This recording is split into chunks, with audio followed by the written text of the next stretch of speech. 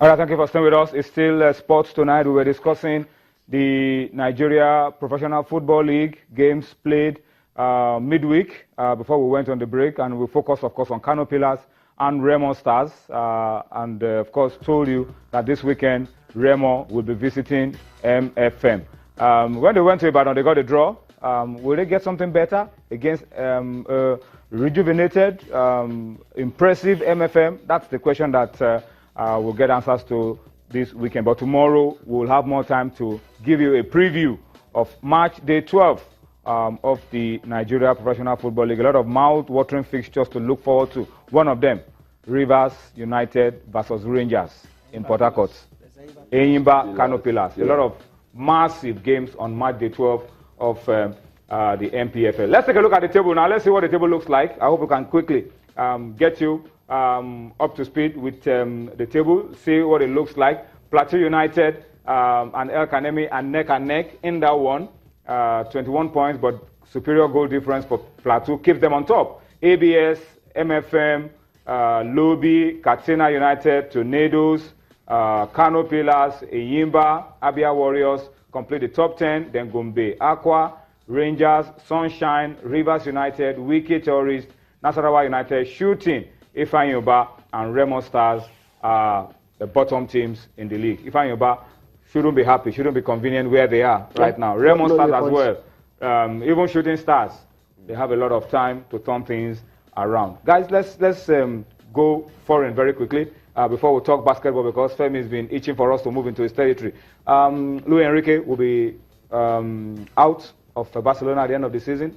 Femi, he says he wants to take time out to rest, that little time for family, little time for any other thing. As a coach, you're always thinking of how to improve your squad. And at the end of the season, he wants to take a rest. That's a professional reason for wanting to seriously leave his job, and a big job at that with Barcelona. But of course, there's a lot under the carpet, reasons why he will want to leave. We can only speculate from here, because some of those reasons are not, open to the media. But it's been said, that there seems to be a lot of disagreements between Luis Enrique's style and the board of directors of Barcelona in the way he's imposing his style and his tactics, and bringing in players in terms of players who execute the kind of formation he wants to adopt as well. But Luis Enrique, no doubt about it, has done well for himself. I think he's been able to continue from where Pep Guardiola stopped. Yeah, not taking anything away from the likes of Tito Villanova, who came in and also was able to win. Maybe a bad stint with Tata Martino, but I think Luis Enrique took Barcelona back to where they were. Winning that treble, in itself is equaled Pep Guardiola as far as I'm concerned in terms of the title halls.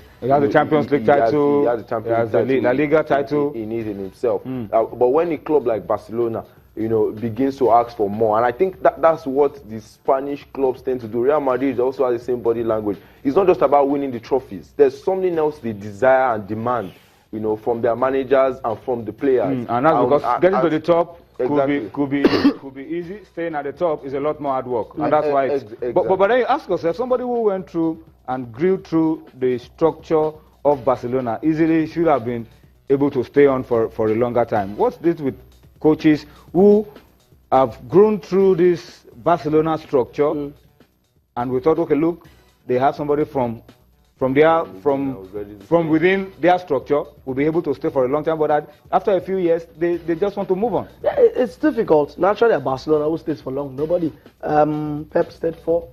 Jose Mourinho wanted him to stay for 50 years, and Pep told him, it seems you don't want a longer life for me. Johan Cruyff had a heart attack. Villanova, yeah, so nobody stays long. I think he stayed 3 years, trophy leading 3 years. He can even end it with 11 trophies in 8 years. If he wins, if he clears what is in front of him, they're in the cup final. They are top of La Liga for the first time since March 29. And if there's any team that can overturn that deficit against PSG, it has to be Barcelona. So you have to give them a chance. But I think that Pep has become the latest victim of the political makeup of the club, the pressure at the club. There's always pressure at Barcelona. It doesn't come easy, even on the trophy.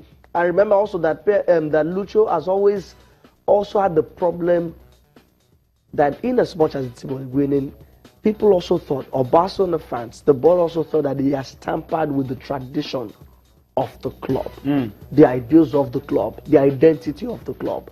That might be true, but he has been successful so far.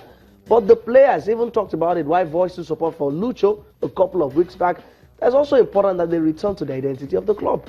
And we know the identity: possession, position, and pressing. Is that not the tiki-taka? Yeah, that's... But it's beginning to lose that efficiency. Yes, it is. He has lost it under Lucho. Although Lucho has rebooted Barcelona to be a much more effective and efficient. You mean okay? That's Luis Enrique. But Okay. under Pep Guardiola, we saw them in the Barcelona flow. Yeah. And I think the fans missed that. They want it back plus success. But I think Luis Enrique has done well so far, so good.